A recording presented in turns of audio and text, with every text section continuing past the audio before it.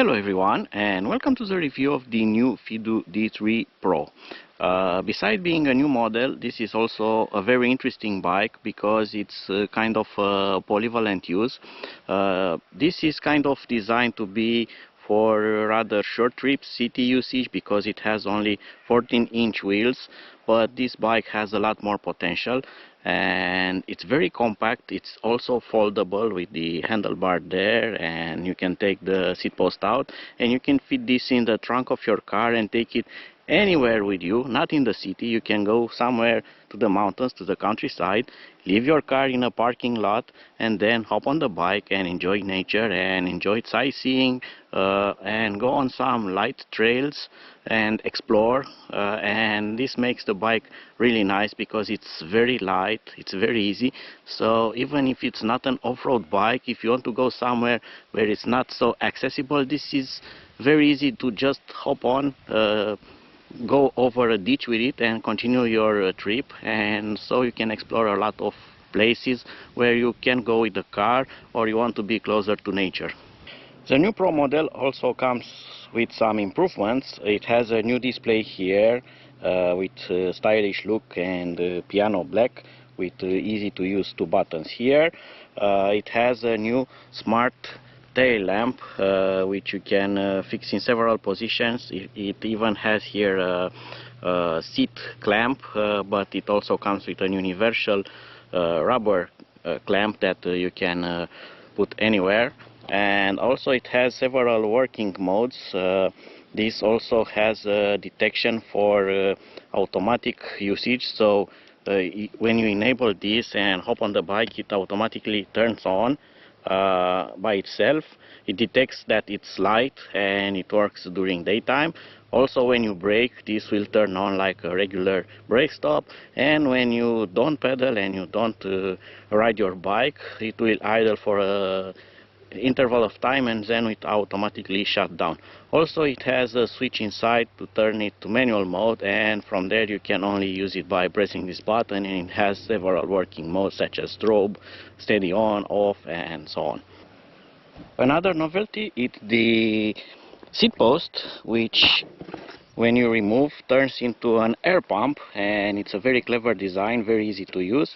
You just take this cap off from the seat post and you get this out, and there's the hose and there's the pump, and then you have this clamp here. You put your foot on that clamp and then this turns into an air pump, and this is a nice adapter thing with has rubber there, and it will hold on very well to shredder type valves that this bike is equipped with. And to lock them into position, you just make this 90 degrees like that, and this will squeeze the rubber inside and it will make perfect contact there. Very nice, very quick release. That's very good because it will not get air out while you try to remove this. And then you just put the hose back in, and imagine I'm doing this only with one hand, so that's simple. It's very simple to use this and very nice to have. And then you just put this back on and put the cap back, and that was it. A really nice addition to have to this bike. Hopefully you will not be forced to use that too much.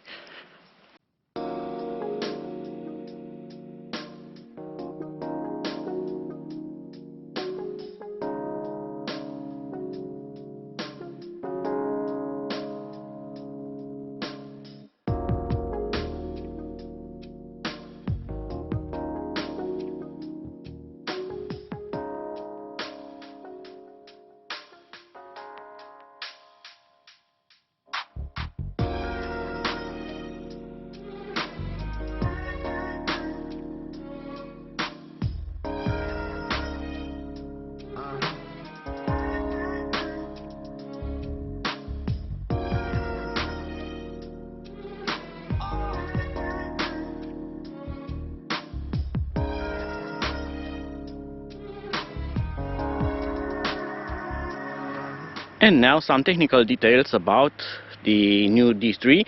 It has a 250 watts motor in the rear wheel. It's a geared motor, and that makes it have a lot more torque than a regular hub motor.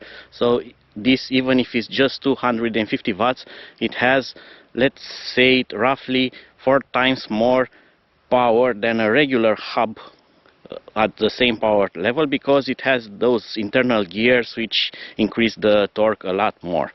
Then you also get dual disc brakes, and the disc brakes are 160 millimeters big, and that's a lot for such a small bike, and it has a lot of stopping power.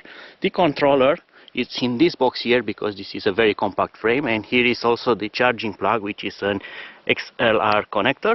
While the battery is in the frame, it's not removable. You cannot take it away to charge it, so it's in the frame. Of course, if you want to repair it, fix it in the future, you can take it out. It has a cup here. You remove the screws, take the cap out, and you can take the battery for service if that's needed. Battery capacity, it's 7.8 amps, 280 watts of power. It has 18650 cells, and it uses a 10S3P configuration.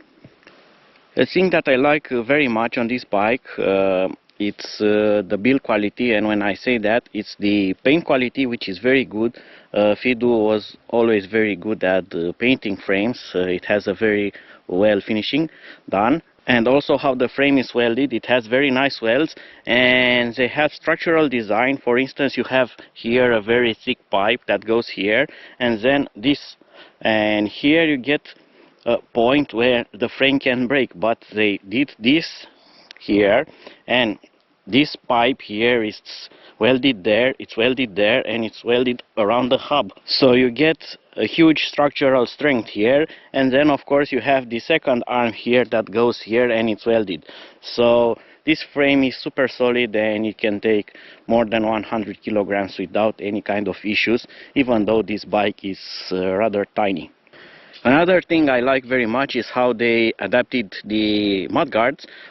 You might know that on the old Fiido D2 there was a problem with the rear mudguard, because this was made from plastic or very thin aluminum, and it has there a small part which was bolted to the frame, and that part broke, and your mudguard could came out and hit you or something like that. Well, they really upgraded that design and make it bulletproof. They added a metal counterplate there that holds this in 2 rivets, and it's hold it there with a bolt. Then you get another metal bracket here that holds this, so it doesn't flex on the middle. And then of course you get a reinforcement here with the metal wire that holds the mudguard, so this will not wobble, not break, not bend, not come off. So they really outdone that. And the same happens with the front one. They also use here the metal plate reinforcements with 2 rivets, and then the reinforcement here with the metal wire that holds it in place. The future list goes on with the front LED headlamp, and also it has a built-in horn that's decent enough. Then as some other Fiido models, you get these nice brake levers which have here rubber padding, and they have a lot more grip on them, and they feel nice when you use them. Although the mechanical brakes are rather normal for this kind of bike, the levers are better than other models. And now it's time to test it on the road. Let's see how this handles. First on normal roads, asphalt, like you could find also in cities, but this is better. It's more pleasant than biking in the city, because this is biking into the forest.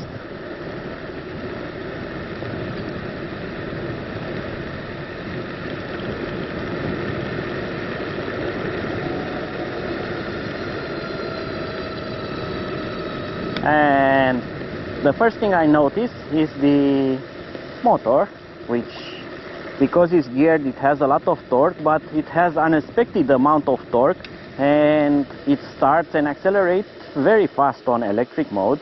But we also need to test the assisted modes, and this bike has 3 assisted modes. It has level 1, level 2, and of course level 3, and those 3 assisted modes will dictate the maximum speed that the assist will work. the bike is limited to 25 kilometers per hour, but with fully charged battery it will actually do sometimes about 28-29 kilometers per hour, and there's no limit when you go downhill, of course, and you can do 50 kilometers per hour with it. And if you want to do a fake video review, you can go downhill with it, and I'm doing 25 and not using the accelerator, and I can say I have unlocked the speed of this bike, and now I'm doing 38, 39, and it's a good thing that these brakes are exceptionally good because they have a lot of stopping power, and again, for such a small bike with those big discs, it's a huge thing to have. And this thing goes downhill very good. Yet again, that's from the electrical motor, which being geared, it also has a one-way clutch, which means that when it's not in use, the motor disengages from the axle of the wheel and it will not produce any kind of drag. So this bike will go and freewheel as long as it can by natural laws of physics. It's not like a regular electric bike. When the battery dies, it's getting very hard to push it and you are not going to be able to pedal too much. This works just like a regular bike, only that it has some extra added weight because of the electrical components such as the battery and the motor. But otherwise it doesn't have any extra kind of drag, and that's very nice for this.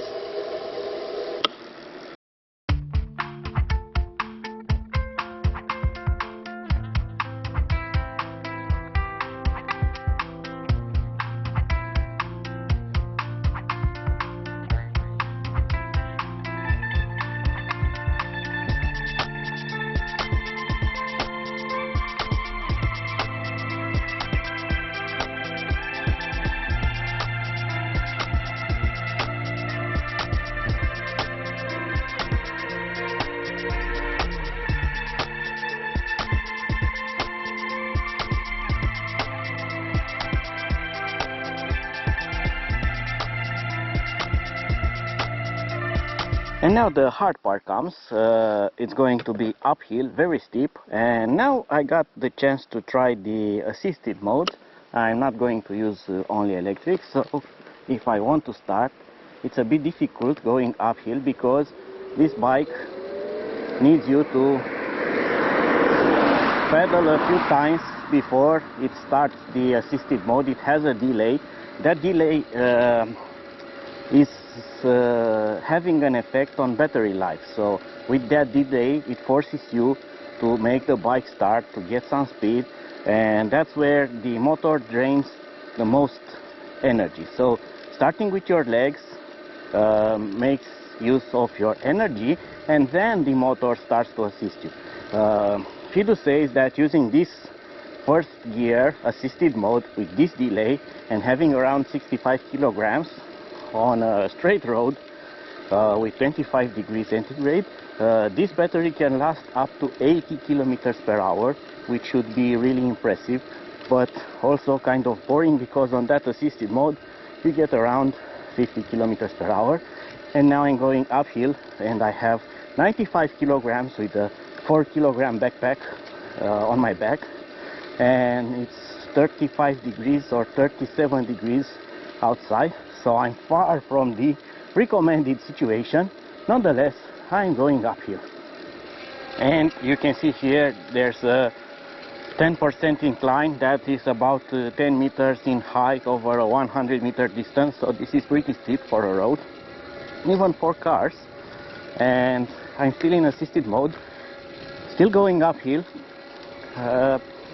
It's still okay, I can cope with that, but I'm curious to see if this motor has enough power to over accelerate, and I'm going to get it full power. And yes, even though I'm slowing down, I'm putting much less effort into pedaling, so the motor has a lot more power and it goes uphill, and now it's even accelerating and I'm getting some speed. The hill, it's so steep here that when you hit those kind of small bumps or give it more pedal, it actually lifts the front wheel up, so you need to take care with that because the bike is pretty small. The center of gravity is rather back. When you are going uphill, you might just want to lean a bit forward to prevent you from going over your head. And now I'm going to boldly go where no small Fiido has gone before, on a forest path, or at least unpaved path, which is very rough and huge incline here, not seeable on the GoPro because the fisheye lens deforms the angles. So this is uphill on a rough terrain on grass, and it's not like I'm putting too much effort. I do put some effort into it, but this thing goes uphill pretty nice for this kind of road. So at least just have a look at this. The grass is as big as the bike itself, so pretty crazy how much power such a small motor have.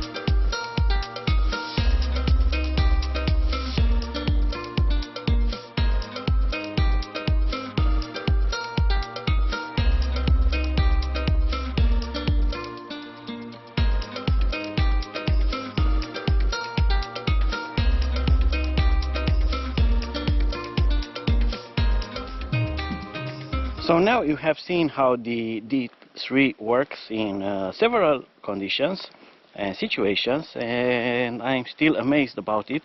I really did not expect that such a small bike would perform so good in all that cases. Keep in mind that this is kind of intended again for commuting to work in a city, riding on bike paths and streets. Nothing close to riding it in the forest, on mountain roads and stuff like that. And this has a lot of power and potential, so it's a very good travel companion. Just put it in your trunk, take it with you, and have lots of fun with it. And now it's also time for some pros and cons. So for pros, you already know that it has a lot of power, that it handles well, it has very good brakes, so everything is fine with riding it. It folds really nice with the pedals, with the handlebars. The handlebar also extends or collapses. You can remove the pump seat, which is a very nice option. The cons are just a few. The kickstand, which is very good also, when you put it back, it's very close to the disc brake there, and when you use your leg or foot to put this, you always will hit the disc, so keep that in mind, just not to bend the disc brake. Also, this is not really a con, but something like neutral. The new display is really nice, it works really well. It doesn't have delay, so it reacts very fast, but under bright daylight sun it's not very visible, so you need to kind of struggle to see it and move around it just to see the display. Another great thing is the saddle. This is very soft and rather larger than normal saddles, and this makes it very comfortable, especially that this bike doesn't have any kind of suspension and has small wheels, but that takes a lot of your vibration away, and you feel rather comfortable on this, especially that you have a tall position with the handlebars very risen up, and you are going to feel like riding a not chopper, but you have that nice position with your arms up and your back straight, so it's very comfortable during rides. So I hope that you have liked my review, and until my next video, see you and bye bye.